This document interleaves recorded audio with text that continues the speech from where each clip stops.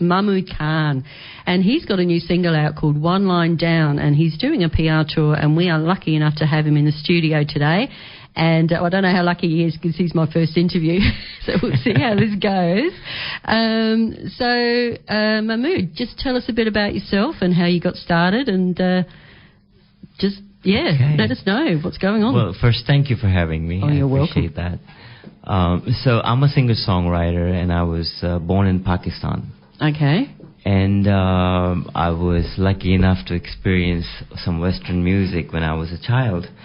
In the case that my aunt used to live in Switzerland. Oh, okay. And she used to send me her record collection. She knew I was musical, so she would just post me her records. And I was 5 or 6, 7 years old in a small village. And I had a collection of the most eclectic taste with Lou Armstrong and Campbell and all the names we were talking about earlier. Yes. All the pioneers. And then there was also the Bee Gees in there, and there was ABBA in there, and there was all sorts of pop influence, Eagles, Paul Anka, Kenny Rogers, and to me these were just names. I didn't know their status in the industry or who they were. Yes. I just thought they were just people. Yeah. And then on the back of the records, it always said recorded in Hollywood, California. So I'm like, okay. You want to go there? Yeah, I want to go there. So right after my high school, I convinced my dad to send me to the States. And he said, okay, you can go, but you have to register and study engineering. So I said, okay. So I enrolled at a university in North Carolina. And every day I used to dream of when am I going to go to California? Yeah. And then one day I just got in my car and I drove to Los Angeles. Oh, wow. And I slept under the Capitol Records building for like 4 nights in my car. Really? Oh, my God. It was incredible. Yeah. A dream, and then I started work. I found a friend there, and he took me to his home, and I started delivering pizzas to support myself. And then one day I delivered a pizza to one of the most amazing recording studio I had ever seen. Oh, well, there's a way to get in. Just deliver pizza. Just deliver pizza. Just get to know where they are. That's it. And I walked in, and my jaw dropped because I had never seen a console and tape machines and crazy stuff. Wow. So I went to the boss and I said, look, I want to work here. How could I do that? And he asked me if I knew anything about anything, and I said no. I'm just new. I just came to town about 3 months ago. And he said, well, what would you do? And I said, well, I'll come in and clean. I'll come in first thing in the morning, and I'll clean up, I'll mop, and I'll clean the bathrooms, and I'll make it all awesome, And he goes, and I said, you don't have to pay me. Wow. I would just come in, and he looked at me. Tom is his name, and he goes, you crazy son of a, okay, you can start tomorrow morning. So that's how I got into a recording studio, and I ended up being there for 15 years, and I progressed, and I became a sound engineer and a music producer and developed artists and did radio tours, wow. the marketing, the back end of it all, and also developed myself as a songwriter. Yes. And then the singer, the hardest part of it all. Because the love affair was with the voice, yes. You love your voice, but when you hear it on tape, it's terrible. It's like, what is this? So I had to develop that, It's funny, isn't it, how different it sounds just from talking, and then when you hear it recording back, you think, oh, I don't know if I like that. Because when we hear it live, we hear it with our ears, and there's yes. no bandwidth involved, you know? It's a bunch of other things that we don't even know that go into the ear with the sound. Okay. But when it becomes electronic, then it's all measured. It's a measured response. See. So yes. we hear ourselves measured. Yep. And we don't like that. Yeah. It's like instead of calling your name, I'll tell you your height and your weight. Yeah. Your exact eyesight and traits about you that only you know. Yes. That comes out in the recording, and you don't like that. Oh, okay, I see. Yeah. Yeah. Because it's just a funny thing that you hear yourself all the time, but yeah. I don't know. But that's amazing. I mean, that takes a lot of courage to do what you did. To camp out front for what you say, 4 days, Right. 4 days and nights. And then, you know, I know you got a job delivering pizzas and you were lucky to deliver to, like I say, I don't know if it's lucky, but yeah, you got your foot in the door by delivering to a studio. But it's just an amazing story that you did. How old were you when you did that? 18, I think. Oh, wow. See, I couldn't have done that. I couldn't do it now. I could never have done it when I was 18, anything like that. And there was no internet. And, you know, yes. and the funny thing was, when I went to the 7-Eleven to pick up the map to drive to California from North Carolina, yeah. I was looking at the map, and I'm like, where's California? You know, I don't see it. And I go back to the counter, and I said, is this the correct map? Where is California on it? And he goes, oh, you got to open it up. Oh, okay. You so you know? only had a I just couple of only folds. had the front. I'm like, what? And then I saw that road, that highway going, Interstate 40 going all the way across. Yeah. And I was so excited. I'm like, oh my God, 3,000, I think 4,000 miles. So how long did it take to get there? I remember a long time. I remember when I was really tired and I wanted to give up driving for the rest of my life. Yeah. A sign came and it was Los Angeles, 1,100 miles. Oh, wow. And I'm like, oh, so I think I pulled over in Oklahoma and spent a night there, one night in Arizona, I think. I don't remember, many years ago. Wow. But it was incredible. Yeah. Just the feat of just going across the U.S., you know. And you travelled alone doing that? Alone, oh, wow. yeah. That takes a lot of courage. That's amazing. You know, when you're young, you just do it, you know, because I suppose. you want to do it. Yeah, yeah. And I suppose, you know, when you think back a few years, like when I was a kid or when I was a teenager, there weren't the worries you've got now by travel. You hear so many stories these days of things happening. It didn't seem to be happening back then. I mean, you know, they probably were happening, but we didn't know. No, we didn't hear about it. So, yeah. You know, you walk down to your friend's place at night, sort of thing. It wasn't an issue. So, doing that when you're 18, I suppose, is the time to do it. Well, you know, it's funny you say that, because in my being naive at that age, I got mobbed many times. I got robbed many times. Oh, really? Yeah, I got beaten up by a mob in the wrong area. Wow. I had to go to the hospital because the pistol whooped me, you know. So but you still stuck it out. I survived. Oh, wow. See, I would have... I survived. I would have turned around and gone home. That would have been it for me. No, I mean, I knew that States is a hard place, especially Los Angeles. Yeah. You have to watch your back. Yes. Like what my friends say, you know, trouble wakes up and looks for you. You know. I know, that's the trouble. You don't know where it is either. That's the thing. Yeah, that's true. So you got to be careful, but you have to be driven, you know. And many instances in life like that. For example, I was in love with the Bee Gees. Oh, yes, when I the became Bee Gees, mature. yeah. Not when I was young, but as I grew up, I started liking that production. And the person who produced them, this producer from Turkey. Oh, okay. I don't know if anybody knows that, but he's the one who gave the Bee Gees their sound. Oh, wow. His name is Arif Mardin. Okay. He just passed away, I think, a couple of years ago. Okay. So he was the main producer at Atlantic Records. Oh, wow. So okay, the Bee Gees were Atlantic, and he ended up producing them. So I was a crazy fan of his work. He's got some solo albums as well. Yes. Instrumentals. Okay. Incredible albums. So when I landed in the States, within 2 days I was in Miami Beach, because I had read somewhere that the Bee Gees lived in Miami Beach. So you're trying to stalk them and hunt them down. Well, I went straight to Criteria Studios, you know, this legendary studio in Miami Beach where Clapton and all these big artists used to record. It's still there. Wow. So I just camped outside of Criteria thinking maybe they're recording something, you know? Yes. So after a couple of days, some guy came out of the studios and he goes, what the hell are you doing? You know?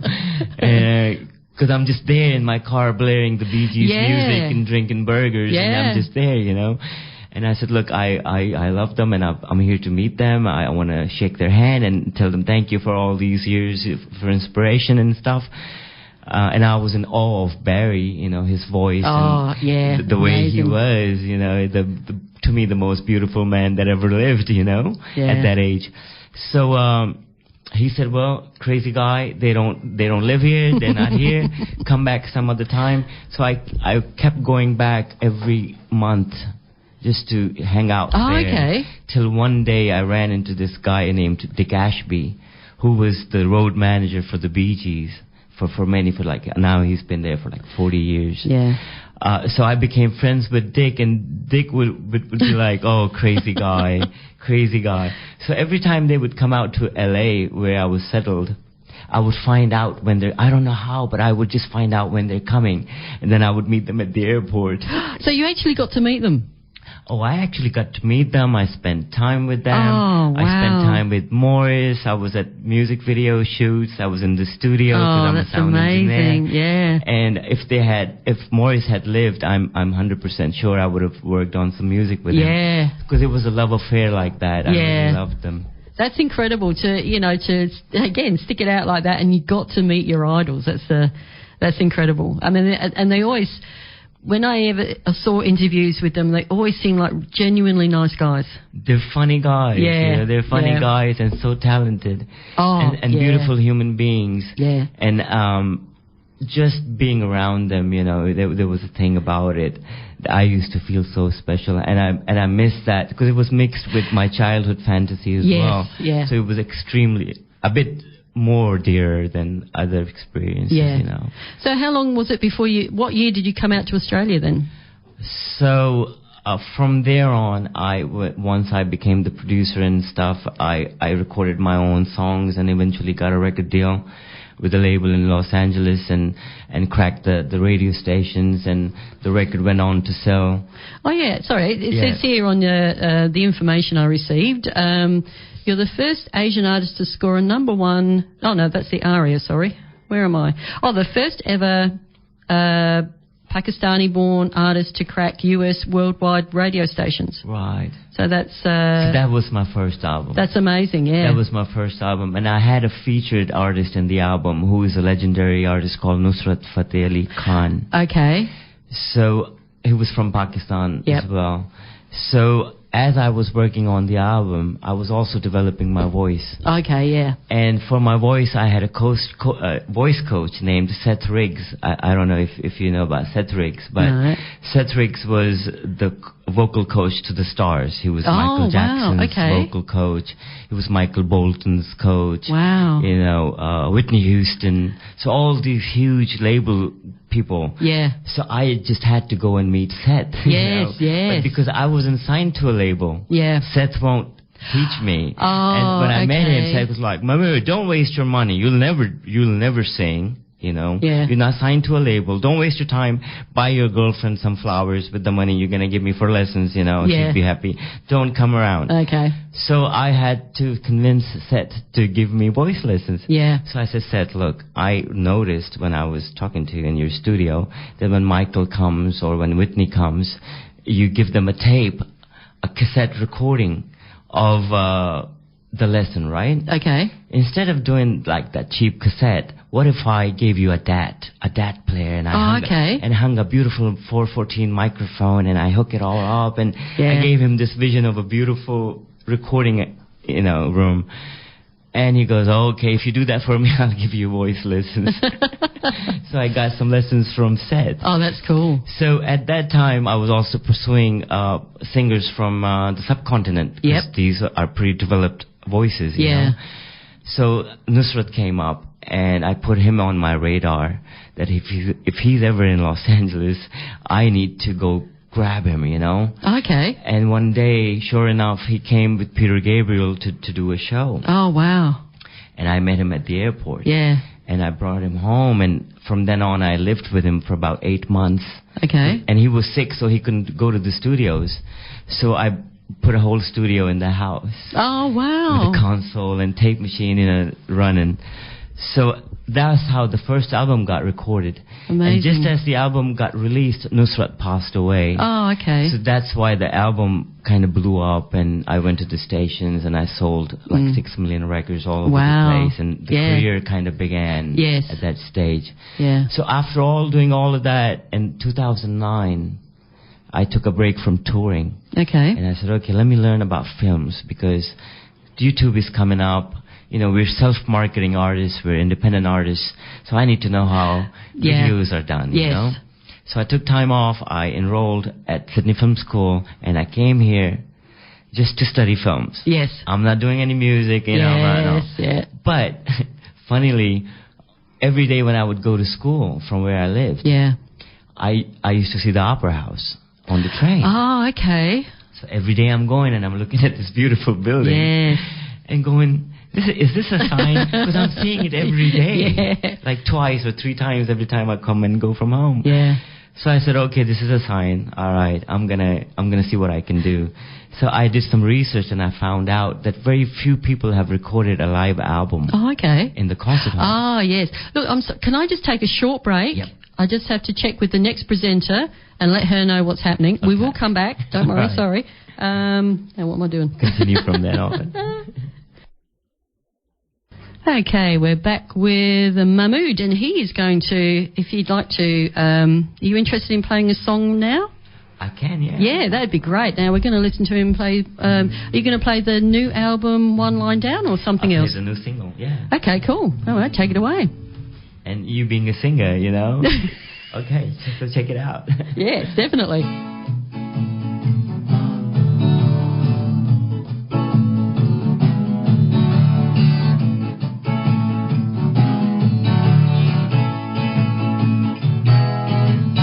Reading what's incorrect, done in time easily. A soul super profound might just come around. Wind of change, maybe she isn't bound. Lovers lane in a jam, where fortune gets found. Wanna land down, wanna land down, wanna land down, wanna land down. Reading words to a verse when a melody is around. Between the sun and the loud, distances up and down. Miracles are near when you hold my hand. Vision it comes clean as the wisdom's grand. Ooh, one line down, line down, line down, line down again. Ooh, one line down, line down, line down, line down again. Ooh, one line down, line down, line down, line down again. Ooh, one line down, line down, line down, line down again. I do recall of a need to be able and free. Imaginations and its oceans, we sail in valleys of bliss. Forest and waves, when you hold my hand, music unfades as the magic crowns. Ooh, one line down, line down, line down, line down again. Ooh, one line down, line down, line down, line down again. Ooh, one line down, line down, line down, line down again. Ooh, one line down, line down, line down, line down again. Well, I loved that. That was really cool. I started singing along and I don't even know the words. I know. You want to sing along the chorus? You want to sing the chorus? Oh, no, I don't know. I don't know if I can. You want to try? Oh, we'll give it a go. Okay. So. Okay. Hang on. Ooh, one line down, line down, line down, line down again. Okay, we'll give it a go. 1, 2, 3, 4. Ooh, one line down, line down, line down, line down again. Ooh, one line down, line down, line down, line down again. Ooh, line down, line down, line down, line down. Want to do a harmony? I'll try. Ooh, one line down, line down, line down, line down. again. Ooh, line down, line down, line down, line down again. Ooh, line down, line down, line down, down One more again. time. Okay. Ooh, line down, line down, line down, line down again. Ooh, line down, line down, line down, line down again.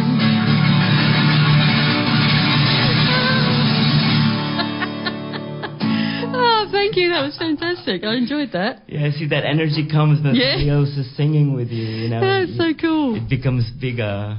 How fun. Yeah, it was fun. Yes, Yes. I enjoyed that. Thank you very much. Well, thank you for Yeah. joining. Now, going back to, you were talking about the Sydney Opera House. Right. Oh, yeah. Driving past that, yes. Right. Now, and on this this info I received, you're the first artist from the Indian subcontinent to record a live album in the concert hall at Sydney Opera House. That is true. That must have been amazing. Oh, man, it was so incredible. Yeah. I had to, once they gave me the okay to record there, I had to put a band together. I had to write new repertoire with the Australian sensibility in it, which was kind of natural to me because, you know, when I was, like I said, when I was little, I had all these records, but I didn't know who these people were. Yeah. There was a lot of Australian influence in them. Okay. So there was the Shadows, you know, and Yeah. things like that, and Men at Work, and Yep. Air Supply. Yep. And the Bee Gees, of course. Of course, the Bee Gees. So I didn't know that these... Olivia Newton-John. Oh, You yeah. know, John Farrer. Yeah. You know, the big Oh, producer. of course, yeah. Yeah, from And Melbourne, And then there's John Farnham, and there's so many people. Yeah, John Farnham. Yeah. I only Great discovered Australian John voices. Farnham when I came to Australia now. Yes. Back then I didn't have those in my in those collections. Yep. So I didn't know that these songs that I love are from coming from Australia. Wow. So it was really easy to know to know Australian sensibility, and it was, if I like it, they will like it, because because reciprocating what I had learned, if what they like is what I like, so what I like they would like, and if I like the Bee Gees and they like the Bee Gees, then that means they would like my stuff as well. Yeah, true. Yes, yeah. So I developed it to that level, and I recorded the album. It was incredible, and I took those tapes back home and brought them home and started mixing the album. And one song came out really nice. You know, I didn't have to do anything to it. Oh, it was just recorded beautifully, and we had recorded it twice. Yeah. Just so it was a good vibe. I said, let's do Like the River again. And it was the second time around that it just came out really nice. Yeah. So we put it together. I made a single out of it, and I went to MGM distribution in Sydney. Okay. Australia. He was one of the major distributors of Australian music. Yeah. And Sebastian is the name of the person. He's the industry guru. And I said, look, Sab, can you put this out for me as a single, and I'll try to promote it. So I went to the community, and I said, look, there's a chance. I've already done what none of us has ever done, is to record an album at the Opera House. Yes. A live album. So I got this platform. Why don't you all come together and help me promote it? Maybe we'll make something happen of it, you know. So everybody got on board, and that big momentum made it go number one on the ARIA pop charts. Wow, number one. That's so cool. Know? Yeah. Not in my dreams ever. So, and the whole thing wasn't done to be released as a single. So all of that was very serendipitous. How do you say that? Yeah. So, you know. Yeah. It happened like that. That is amazing. So from there on, I had an opportunity of staying in Australia because of my contribution to the music industry. They gave me the citizenship. Oh, fantastic. And I said, okay, if you like my work, and if this is what's happening, I won't go anywhere. And I haven't been anywhere else since then. So how long have you been here for now then? 10 years. I haven't left. Oh, that's amazing. I've just been working on music, trying to get this Australian records happening. And I've been writing for about 7 years trying to find that sound. Okay. And only recently, because of technology, I was able to source out people that I wanted to record with. Okay. So I found these people, and I started sending them Facebook messages. Yep. So, for example, one of the person who's playing on the record, his name is at Cal. Okay. At Cal is a saxophone and horn guy. Yep. In the industry, he's a PhD in music. Oh, wow. Teaches at the University of Miami. Was on road with Michael Bolton for like 20 years. Oh, wow. So like top of the line guys. Yes. And I knew I needed to grab them. Yep. So I got like 6 guys who are top of the game guys. For example, Doug Emery, who's playing the keyboards, Yeah. is Barry Gibb's musical director. Oh, okay. On tour. Julio Hernandez on bass has played for Barbara Streisand, like really big names. Wow. These are top of the line guys. Yeah. So I got a hold of them, and I got a budget together, and I started writing songs, and I would just feed them these songs, and they would send them back recorded. And it started growing bigger and bigger, and all of a sudden I had this new sounding album with a whole different sensibility. So I thought maybe I'd release a single now. Yeah. So do you record for other people as well? Write songs for other people as well, or just for yourself? I used to. That was a main thing I used to do, because there was a producer thing. I wanted to become a producer. Yeah. But then the artist bit, and especially the voice developing bit, took so much time, it really did, that I couldn't do anything else. I had to say, look, I can't spend 2 days on your production, because I got to do my voice for 8 hours here. Yeah. You know what I mean? Yeah, exactly. And I started off late, so I wasn't like in an environment where my parents saw my talent at 6 o'clock.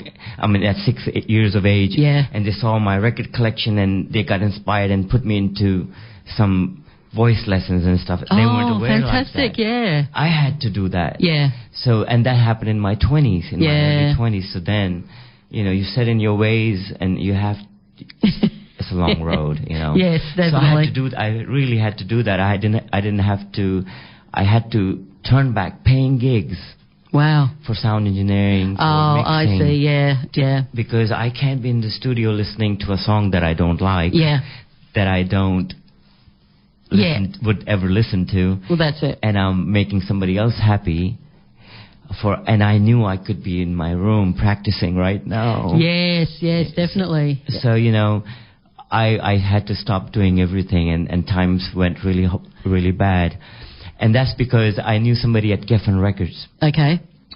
And they said, Mahmood, if you bring me 3 songs, I'll sign you up as a development deal with Geffen. Okay. And that was a dream. Yeah.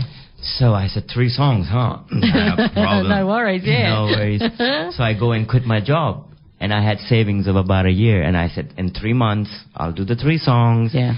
And then I'll have leftovers, and the deal will come through. But those 3 songs took like 7 years. Wow. 7 By years. the time I went back with the 3 songs, the company had already, they weren't signing anybody, and he wasn't even there anymore. So, things like that. It takes a long time to develop yourself, really. Yeah. And people ridicule you, and you have no money, and you can't pay your rents, and, and things like that. And you're on hard times, and people say, why don't you be responsible? Yeah, that's Why it, don't you be a man and take care of your bills? Yeah, I know, but if I do that, then who's going to develop? Well, that's right. You knew in your heart what was going to happen, really, because you knew you had a talent. So you had to work on that talent, and life's too short to waste your time in a job. And I started running into people. Yeah. So I ran into Richard Marx's dad, the singer-songwriter. I was really good friends with his dad. Yeah. And his dad told me that Richard developed for 12 years. Okay. Before it was sounding good. Yeah. Then I ran into a Stevie Wonder's manager. Wow. And I told him how in my stupidity, I told him how I'm taking 2 years off to develop myself. And he goes, oh, Stevie took 9. And I'm like, well, there you go. Really? I'm like, oh no, I'll be doing this for 35 years before I sound any good, Yeah. But because of the engineering background, I knew how an ordinary singer could be turned into sounding good, Yeah. So I like James Taylor. Oh, yes. So if you sound like James Taylor, then it's really easy to make you sound good. Yeah. Because you're already good. Yeah, exactly. But if you're me... I thought you sounded pretty good. Well, now you do. Back then you wouldn't. Back then you would have said, stick to production. I'll just let the audience know too, Sandra will be coming on with Barossa on Broadway. So I'm enjoying this interview, so I'm hoping she doesn't mind too much if it carries over a bit. But now what else have we got here? Wow. I don't know if there's... So where do you live here in Australia? You live in interstate, or you live in South Australia? I live in near Byron Bay in Lennox Head. Oh, wow, okay. And I flew out to meet you guys personally. Oh, well, you came here just for me. Oh, that's cool. I mean, it's really, again, being from Pakistan, right? How many of us, or even from India or the subcontinent, or even that part of the world, would go to radio stations? Yes, yeah. Yeah. And just meet with the people and look at their sensibilities and talk to them and one-on-one learn from it. No, so I'm a songwriter, as we're talking, I'm learning. Yes. And I'm putting songs together in my head, So how long do you reckon it's going to take you before you end up back home? It'll be another week in Melbourne. Okay. We're here another day. Yep. And then we go to Melbourne. And from there, I do the Northern Territories. Then I do Cairns And you going to Perth over that way at all? Or? Not as of right now, but I probably will. Yeah. But I did go to Broken Hill. Ah, well, there you go. We shot a video in Broken Hill. Oh, fantastic. Yes. What, music video? Music video. Excellent. And I wanted to shoot the red dirt. Oh, yes, yeah. So we took a drone and we rented this convertible and we drove it into the middle of nowhere and we shot it from drones. Oh, wow. We made it into a video, a really beautiful. It's online. Yeah. It's for the song called Go On. Okay. If anybody interested want to go look at that, it's a beautiful video. So where would they find it online? Just on Facebook or on YouTube? On YouTube. Oh, on fantastic. YouTube and my website. Yeah, okay. mahmoodkhan.net. Okay. Yeah. Excellent. So how do you spell your last name? Oh, Chaka Khan. See, this is how it came. This is how it printed out. That's why I said Kanu. Because, I'll tell you, ladies and gentlemen. That was the whole name. Yes, I said Mahmood Kanu, but what happened was when I printed it out, it's joined the two words together, Khan and new single. So it's... So here's Mahmood Khan new single. Mahmood Khan new single. So it's Mahmood Khan. It's not Mahmood Kanu. Once I get the giggles, that's it. So yeah, it's Mahmood Khan, ladies and gentlemen. I do apologise to Mahmood for that, but that's how it printed it out. For some reason. It's good. Yeah. It's all good. So this has been an amazing interview. For my first interview ever, this has been fantastic. Oh, yes. For your first one, yes. Yeah, my first one. So thank you very much. It's and you been sang great. On it. I did too. That was exciting. Now, is there anything else you personally like to talk about, or? Well, we can talk about gratitude. Okay. Yeah, and how it's really important to experience that in your life. Yes.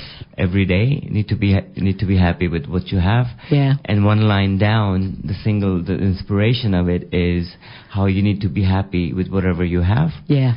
There's always going to be one line down, so it's never going to be 100% all good anytime. True. So you need to kind of know that, and then look at the glass half full. Empty yes. or full. Yeah, that's right. And be in your skin. So, in other words, when I used to play the piano and the guitars, and when I would play the piano, I realized as a sound engineer in the studios that there's really, really, really good players out there. Yeah. I mean, so I stopped playing the piano as such. Okay. And then, so I can't play the piano. There's many better. So I started doing the guitar. So many better playing the guitar. Many better playing the drums. So what is it something that I need to do that only is me? And I figured out as a finger thumbprint, if I write my own work and I sing it, that's me. Yes. There's nobody else can do that. That's my DNA. Yeah. So that's how I became a true songwriter, knowing that I can shine in what I do. Now, there's nothing wrong with playing the piano, and if you're satisfied with it, that's great. But everybody who's a great piano player plays it their way. Yes. So they innovate it and they make it an extension of themselves. So that's the message that I'm taking along. Be yourself. Yeah, I mean, I've tried over the years to learn piano. I'm trying to learn piano now, but learn piano, learn guitar. So I've ended up working with backing tracks because for me it's unless I can work live. I used to work with a country band. That's when I first started singing out in public. But yeah, it's finding that niche in the industry that suits you and you're comfortable with. And like you said, even when if I do a gig or something and I start to think no one's responding to the music, and then I reach a point where I think, well, I need to do what I want to do because no one's responding anyway. So you I don't know how to put it. You do what makes you happy. That's it. And usually that comes through to people anyway. Yeah, and if it doesn't, it's okay. Yeah. Because on my last show, somebody was sitting in front, and I heard somebody saying that they're here to be entertained. Yeah. And I just looked at the audience and I said, well, if you're here to be entertained, you can leave, because I'm not an entertainer by any means. Yep. I'm here to share my thoughts and my ideas. Yeah. And learn from you as well. And if you want to be part of that experience, great. Yeah. But if you're here to kind of, I'm not going to get up and grab anything, I'm just sitting here playing my guitar. Yes. And some of my words you might not even get. Yeah. I don't even know what I'm singing at times. But idea is that I love doing it, and I'm trying to spread something cool out there. Yeah. Which I think is cool anyways. And if you think it's cool, then others might think it's cool as well, Well, that's right, yeah. I think if you're comfortable, no matter what you do in life, if you're comfortable in what you're doing or how you dress or how you look, then that confidence comes through. That's true. All the time. Even in my band, the way we arrange the sitting, and you're gonna like this as a singer.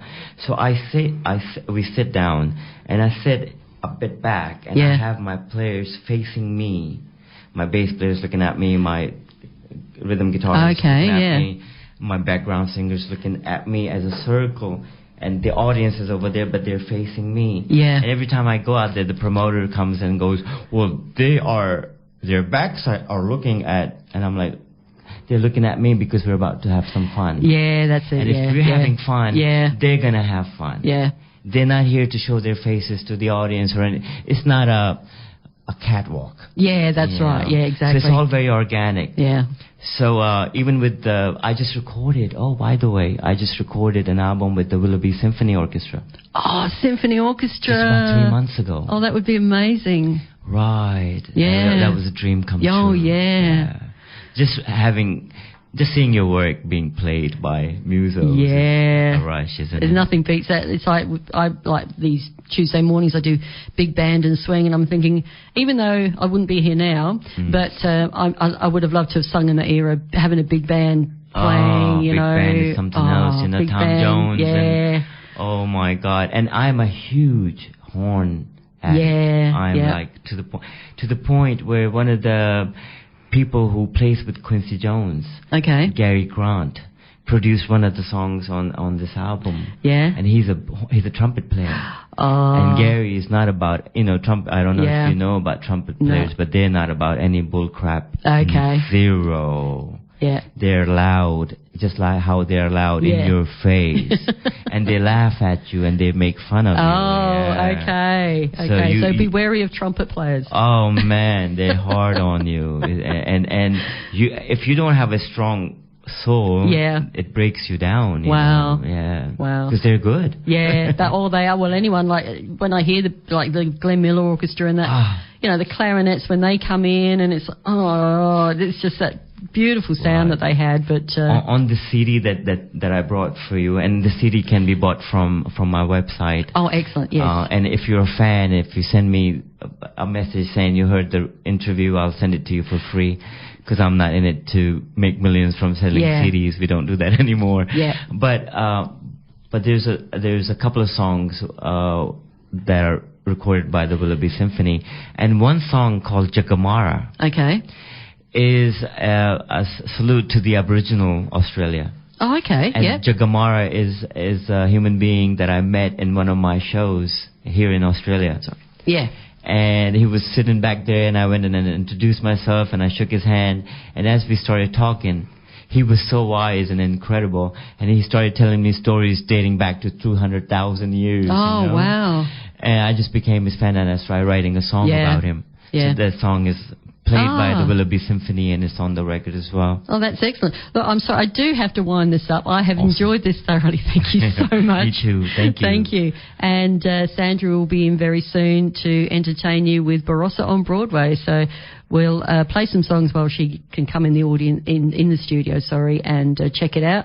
So check out, it's mahmoodkhan.com, is it? .net. .net, sorry. mahmoodkhan.net. If you want to check out his single or what he's doing, and just check it out. It'd be great. All right, thank you very much. We'll catch you next Tuesday.